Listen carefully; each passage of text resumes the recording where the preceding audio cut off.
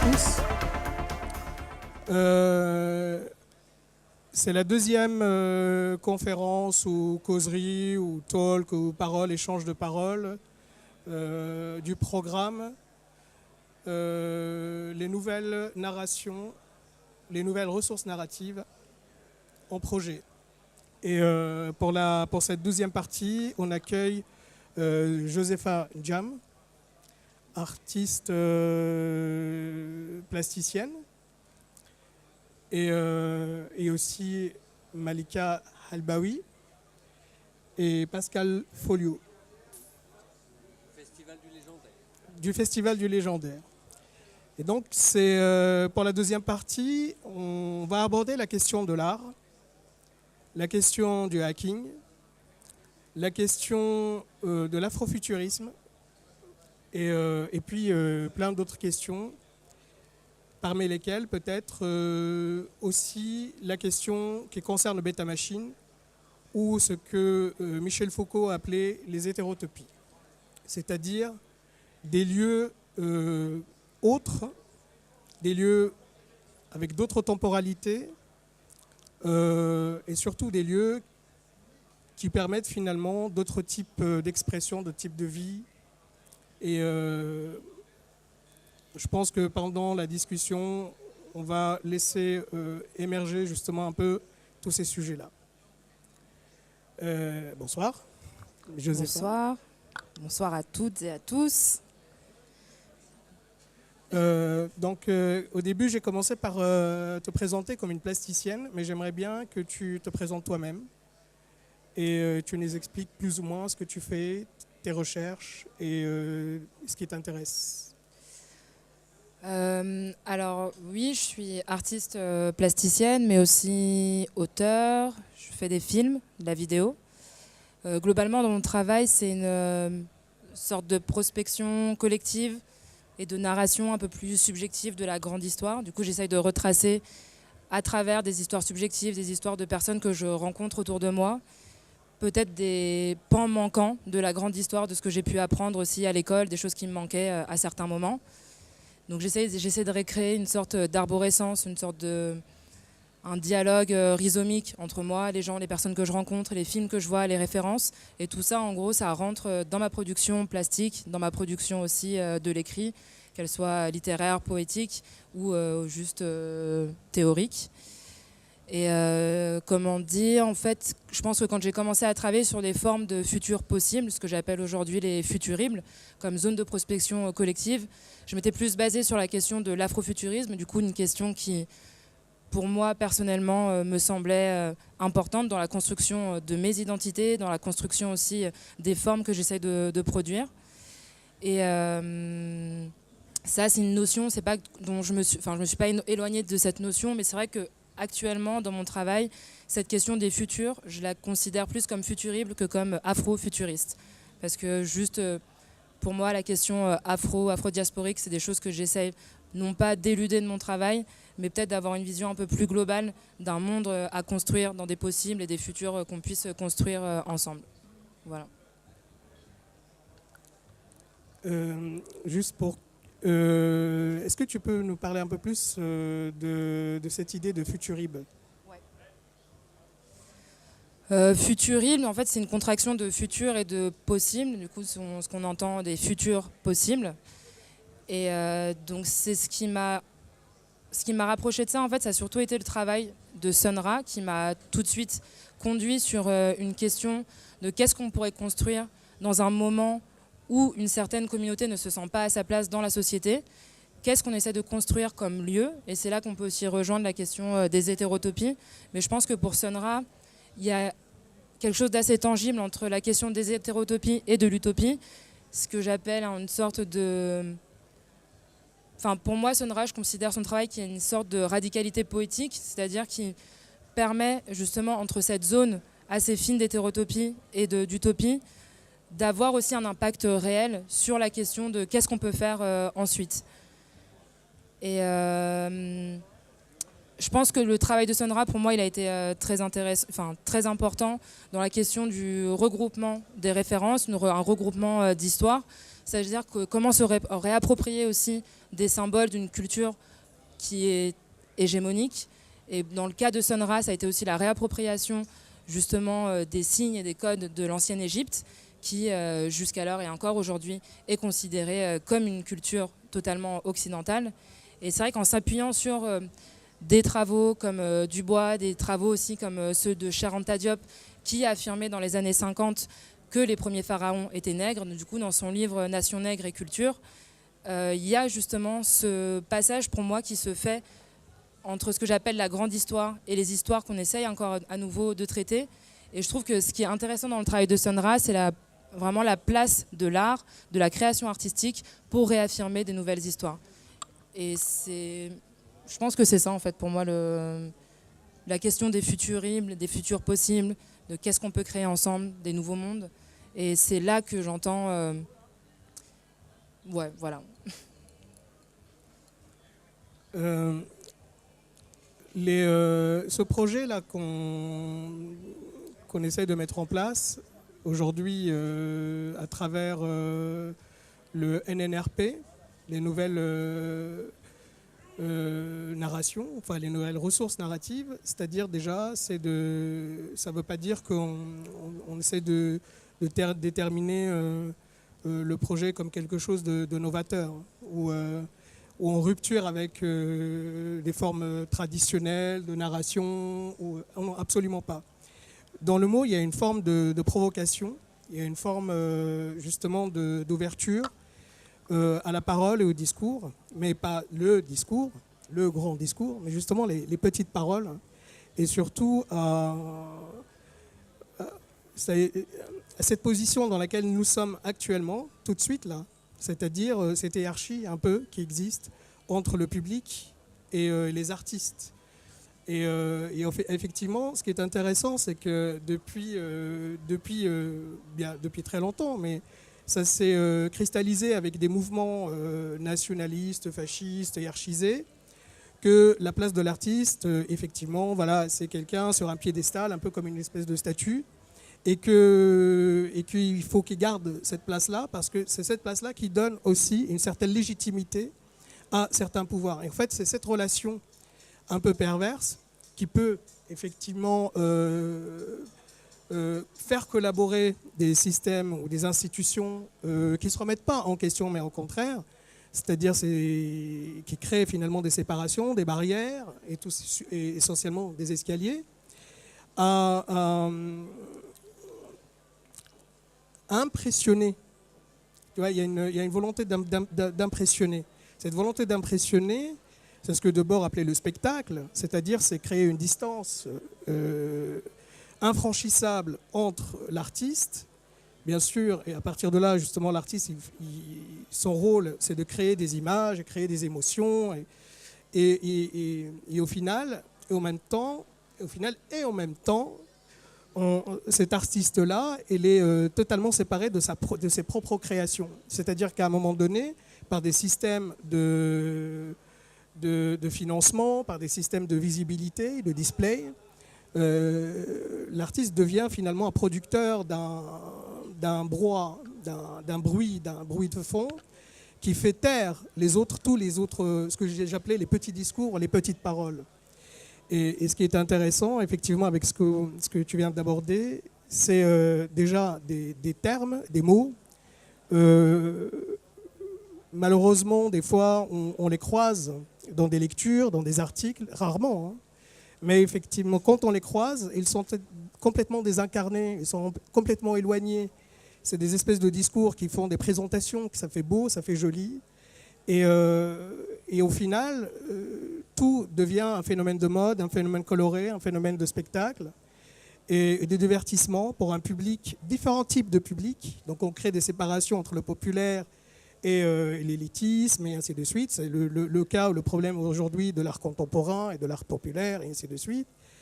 L'art savant, voilà. Et donc, ça serait bien si tu peux nous parler de ton travail, toi, et ce que ça engage finalement comme investissement, comme aussi confrontation des fois avec ce système-là et ce type d'hégémonie de la visibilité. si tu as envie.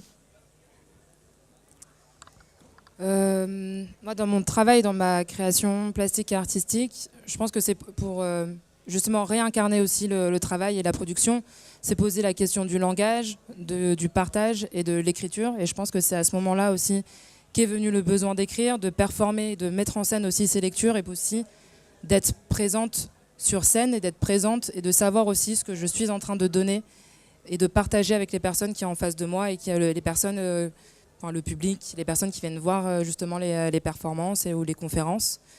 Et c'est vrai que c'est pas de faire une performance ou faire une lecture, ce n'est pas la même chose que de poser une œuvre dans une galerie, poser une œuvre dans une institution et ensuite de laisser cette œuvre aussi parler d'elle-même parfois. Enfin, mais c'est aussi un risque qu'elle soit retournée, qu'elle soit réutilisée, ce qui n'est pas un souci parce que c'est aussi là que l'œuvre prend son autonomie.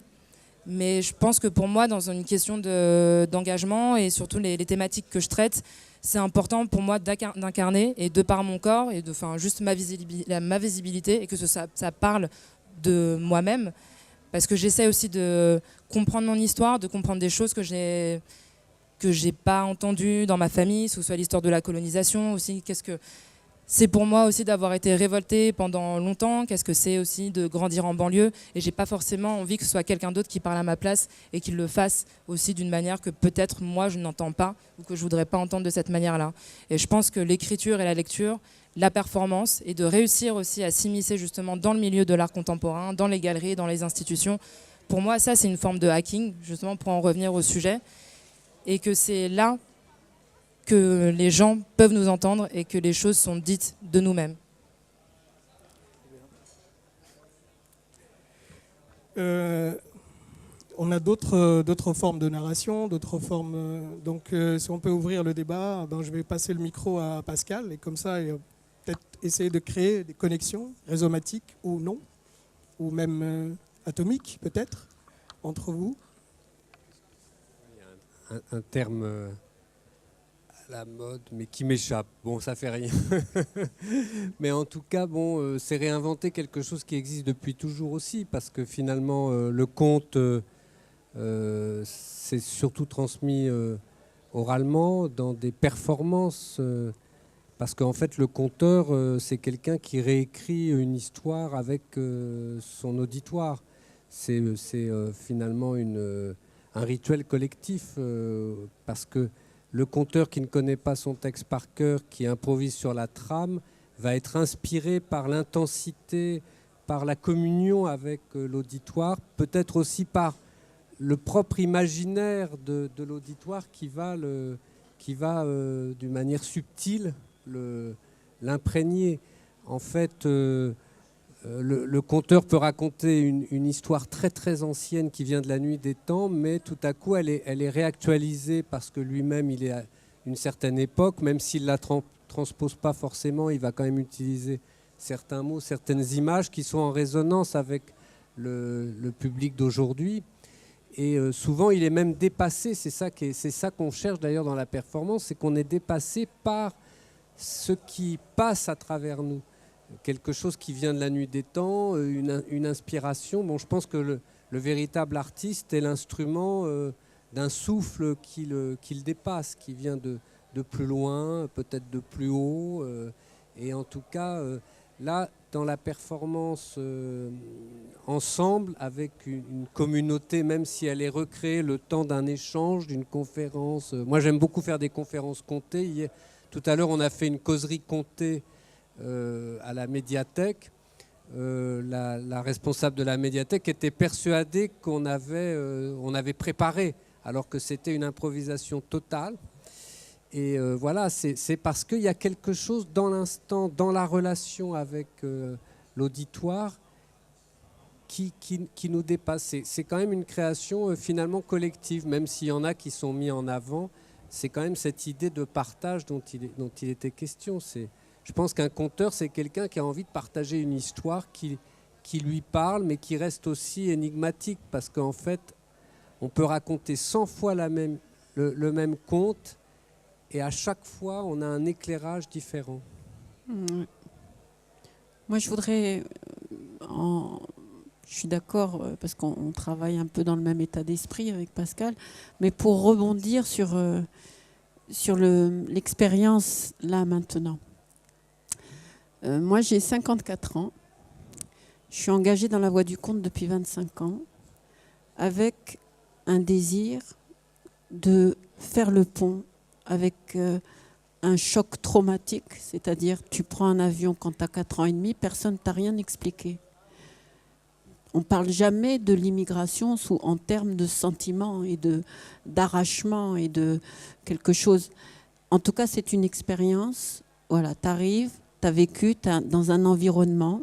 Donc, c'est inclusif dont tu parlais tout à l'heure, Joseph. Et là, tu es obligé de te fermer pour pouvoir t'adapter. Et après, il y a eu tout un retour qui a été possible à travers le conte. Ça a été le pont, ça a été la passerelle. Et après, en fait, dans ce que j'ai entendu, moi qui aime les mots, là, il y a plein de mots que tu as dit, j'ai rien compris. Mais je comprends l'intention. L'intention, elle est inclusive. Tu me dis parce que je projette rien, juste je veux rencontrer, puisqu'on parle de partage. L'intention est inclusive, elle concerne le monde ici, maintenant et de manière citoyenne. Comment dire ce que j'ai à dire et sans collaborer finalement avec des choses qui me sont contraires. C'est-à-dire le hacker, c'est subversif, forcément. C'est pas un mot qu'on aime, que certains, les tenants de l'ordre aiment. Hacker, c'est vraiment l'immersion d'un autre. C'est pas un autre ordre. En tout cas, c'est quelque chose qui a plus à voir avec l'être. En tout cas, pour moi, qui aime la poésie, qui aime l'art, ça a à voir avec l'être. Comment être dans une société qui veut, de toute façon, dans son regard, te définir.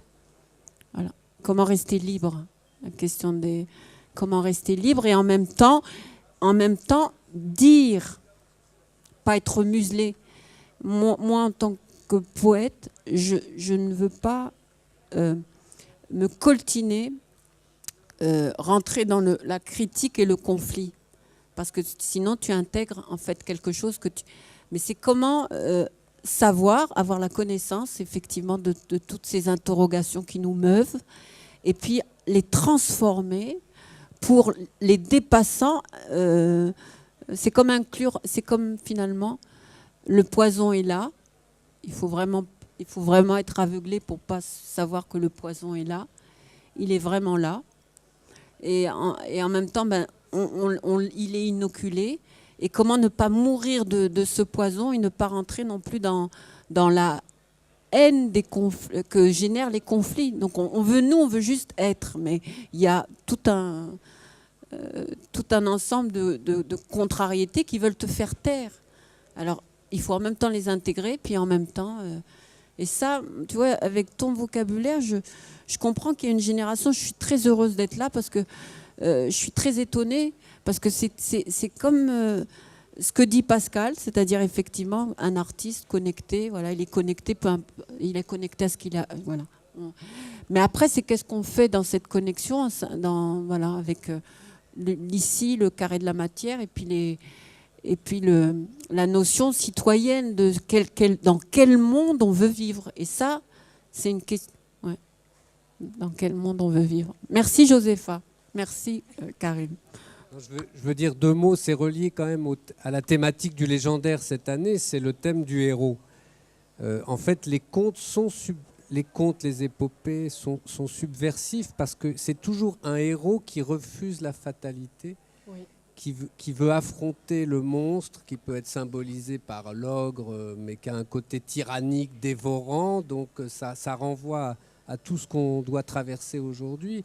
Et donc c'est celui qui refuse la fatalité, qui se lève, qui se met en marche. Et même parfois il a des frères qui, eux, qui restent en chemin, qui ne veulent pas... endosser cette tâche. Et donc, en fait, les contes ne parlent que de ça. Alors, bien sûr, il faut les renouveler. Ça a été fait. Star Wars, c'est reprendre. Et d'ailleurs, Star Wars, le thème, c'est de lutter contre la tyrannie, contre l'hégémonie. et donc avec une confrérie qui pourrait être celle d'artistes mais donc les thèmes sont universels et récurrents. Et c'est pour ça que, en fait, ils sont en permanence recyclés parce que l'être humain aspire à cette libération de la tyrannie quelle qu'elle soit finalement. Moi, j'aimerais bien entendre.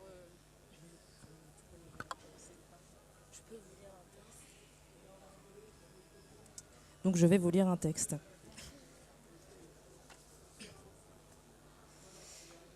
Donc c'est un texte qui s'appelle Liqueur de sable. Je chante depuis tes os, tes ossements. J'écris avec mon sang des histoires diaphanes, naviguant entre ces mondes de demain, démembrés par les siens. Mes os portent ces âmes amères, mes os transitent de la vie à la mort en chair mot de passe.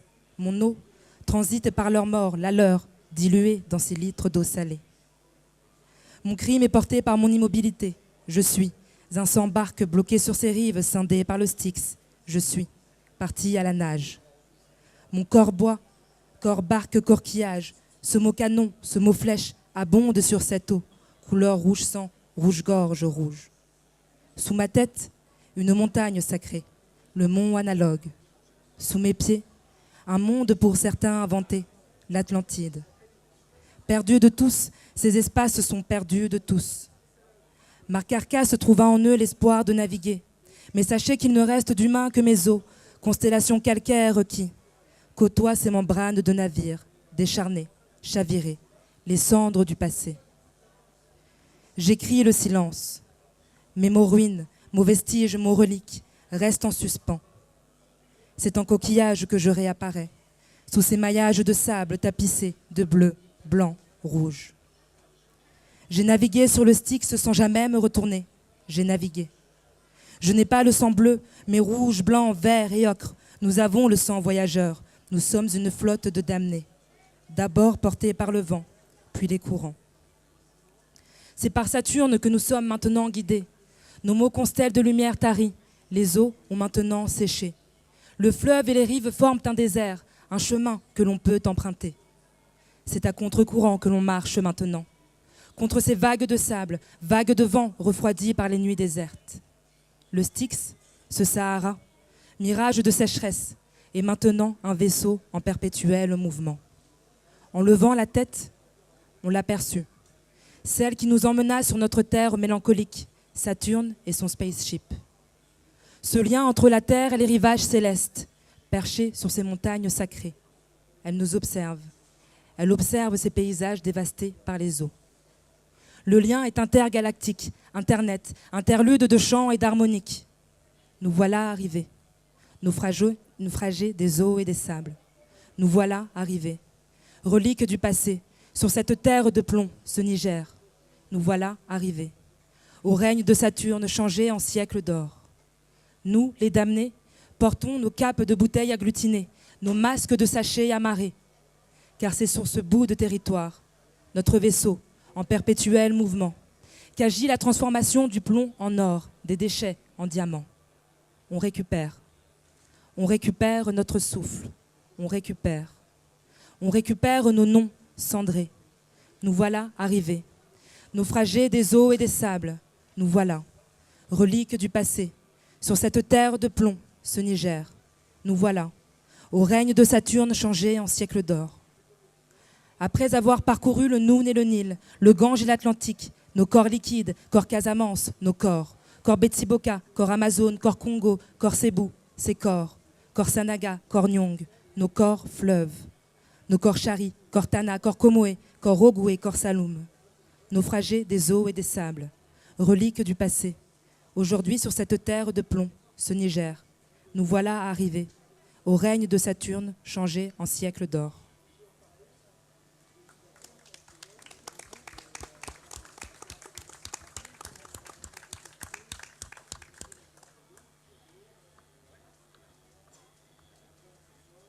Vous avez des questions? Vous voulez interagir? 1, 2. Question? Est-ce que vous voulez nous rejoindre? Vous avez des questions, vous avez des remarques? Un poème. Un poème, un mot? Parce que c'est vrai, vous avez. Est-ce que ce qui est beau, merci Josépha, c'est le silence après, quand on a. En fait, c'est tout aussi important. Et donc après ça, on a juste envie de contribuer encore avec la poésie. Enfin, c'est mon sentiment, hein, mais voilà, c'est tout. Une question poétique?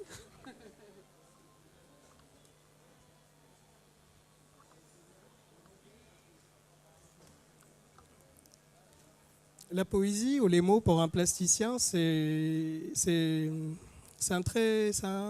un dispositif très pratique, très léger à transporter. Ça demande pas beaucoup de logistique, peut-être des fois un petit sac. Quand on passe que par l'oralité, on n'a besoin de rien. Et c'est très plastique, c'est très élastique. Tu parlais de corps, moi ça résonne en moi en quart, en crayon, qui gratte, qui écrit. Car comme carrière, comme carapace en latin, mais qui devient carafe, toujours en latin. Et en se déplaçant légèrement vers l'Afrique du Nord, devient achoraf. Et la pierre devient karkor. En allant vers l'Égypte, il devient Karnak, le temple des pierres. Et plus on se déplace, en se déplaçant, toujours ce même mot. Gratter, gratter, gratter, gratter, gratter, gratter, gratter, gratter, et ainsi de suite. Oui, oui. En celte, carne, c'est la pierre aussi. Il y a des mots qui échappent à nos obsessions de frontières.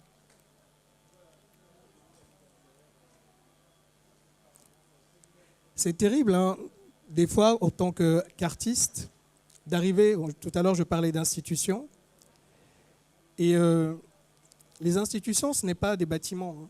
Les institutions, c'est des hommes, c'est des relations, c'est des rapports sociaux. Et des fois, on construit toujours avec des pierres, on construit des petits murs. Quand un plasticien, par exemple, qui fait un travail sonore, qui est aussi un travail plastique, la communauté des plasticiens qui font de la peinture, donc les amoureux de la térébenthine, le considèrent comme un artiste sonore. Les artistes sonores considèrent que les artistes visuels comme aussi des artistes visuels. Et le monde, comme ça, est totalement fragmenté. L'institution, c'est juste la segmentation de tous ces fragments et qui crée des situations d'empêchement, de rupture, de castration. C'est Awad, un ami poète, il appelle ça les coupeurs ou les coupeurs de testicules. Les castrateurs. Mais lui, il parle de couper, pas de castrer, qui est déjà un geste. Oui. Non, couper, c'est comment on coupe la parole, comment on coupe le souffle, comment on coupe l'imaginaire. C'est intéressant. Tout à l'heure, tu évoquais le cinéma et Star Wars. Oui, mais Star Wars, il maintient le public à sa place, en lui donnant l'impression d'assister à un grand spectacle et à l'avènement finalement du héros. Et automatiquement, lui-même, cette possibilité finalement d'apparition, d'émergence du héros en lui, et disparaît loin, loin, loin, loin. Il y a un très beau film, ça me rappelle une image, la première image du film de Guy Debord, Enjiru mes umus noctat en consumemerejni, où la première image, c'est des gens avec leurs lunettes de 3 dimensions, de 3D, figés devant un écran. Et le film commence par « Quand on aime la vie, on va au cinéma ». Nous, on doit partir. Merci Karim, merci. Ça interroge encore, c'est vrai. Moi, quand j'avais 8 ans, j'ai vu Le Petit Prince. Donc tout dépend de la maturité. Star Wars, j'ai adoré et ça m'interroge, ça me met en chemin. Ça va dépendre de chacun. Bien sûr que tout est interrogé. C'est sûr que si tu prends comme argent comptant, tu vas manger de la merde, et puis si tu commences à t'interroger, les légumes, ça pousse pas dans des barquettes, ça pousse sur la terre et sur des arbres. Il y a des fruits. Il y a des évidences qu'on doit. Ce qui est terrible en 2018, c'est que maintenant on doit affirmer des évidences, tu vois. Mais il y a des artistes. Celui qui a fait Star Wars, c'est un artiste, George Lucas. Il a payé le prix pour faire ce film. Bien sûr, hein. Il a perdu. Sa famille a payé le prix. Il a fait une œuvre qui a résonné dans la psyché des gens. Et après, bien sûr que s'il y a une humanité qui veut juste s'endormir, elle va s'endormir. Et il y a cette humanité qui veut se réveiller, eh bien, elle se réveillera. Et moi, je mise sur ça. Quand j'ai raconté pendant 20 ans dans les crèches. Personne n'allait dans les crèches. On était 4 conteuses il y a 25 ans qui allaient dans les crèches. C'était pas glamour du tout. Eh bien, pourquoi c'est venu? Je sais pas. C'est pas juste le plaisir d'un... J'ai vu les photos de Raymond Depardon, des orphelinats en Roumanie. Des enfants qui on n'avait pas parlé, la colonne vertébrale, elle était comme ça, on leur avait jeté de la nourriture, on leur avait donné de la nourriture terrestre, mais on leur avait pas donné l'autre nourriture, qui est l'intention, qui est la bienveillance, qui est bienvenue dans le monde. Et puis, de quoi, en fait, on parle depuis tout à l'heure que de l'art de se mettre en relation. Voilà, on doit développer ça, c'est tout. Et moi, je suis heureuse, je rends hommage à Pascal parce que c'est vrai que c'est des questions que j'ai commencé à me poser dans son sillage, l'art de la relation. Et je ne sais plus où j'en étais, on doit partir au légendaire. Mais en tout cas, merci Karim. Merci, j'aurais aimé encore entendre et entendre. Merci, parce que moi je vois que quand même mes neurones, c'est des neurones de 54 ans. Il faut que je me... En tout cas, nous on va donc à un spectacle qui s'appelle Loki pour ne pas perdre le Nord. J'aimerais vous inviter sur Ça va barder. Vous venez? En fait, c'est la mythologie nordique, quoi. Voilà. Pascal. Revisiter. On emmène Karim et Josépha, ça va barder. Ah, ça va barder, oui. Non, mais ça, c'est dans un autre département. Ah oui, il veut pas. Non, pour l'instant, le légendaire. Voilà. Et donc là, tout à l'heure, à Doucino, 20h30, un retour dans un beau spectacle, la mythologie nordique, mais traité de manière très contemporaine. Voilà. Qui vient avec nous? On a un bus. Je crois que Karim vient, il me semble. Oui, bien sûr.